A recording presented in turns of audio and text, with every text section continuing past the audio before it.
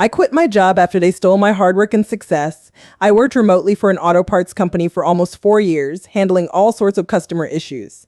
After the merger with another firm, my performance got noticed. The new management brought in a fancy sales parts service program that caused chaos. Inventory discrepancies and accounting errors became rampant. Our reputation suffered as customers left us frustrated. 6 months after the merger, I was promoted to customer operations specialist. My role shifted from taking calls to making them.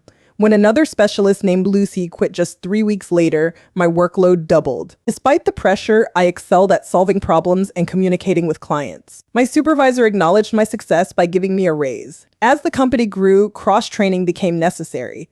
Soon, I was doing other people's jobs better than they could. I noticed patterns in our ticket system too and alerted my supervisor to fix them. Our point system tracked tickets worked on and time spent, offering bonuses for hitting metrics like 200 calls weekly and 2,400 points. I routinely made over 20 an hour with up to 7,000 points a week. When my wife got a job at the local sheriff's office, she told me about an opening in their media department. I applied and went through background checks, eventually getting accepted for the position. At work, I was repeatedly warned that my numbers were too high compared to others.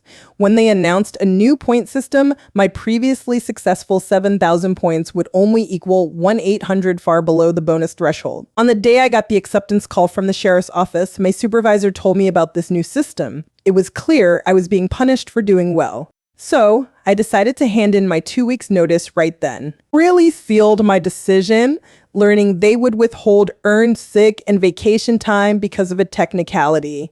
After 4 years of service, it felt like betrayal. My last 2 weeks at the old company were focused on minimal compliance. I clocked out as soon as I finished my assigned tasks.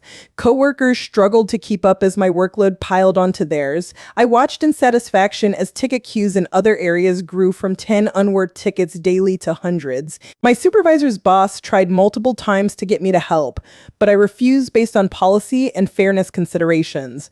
On my last day, the ticket queue showed 0 for my area, but hundreds elsewhere. 6 months later, a former coworker messaged me. They still hadn't found anyone who could do as much as I had done.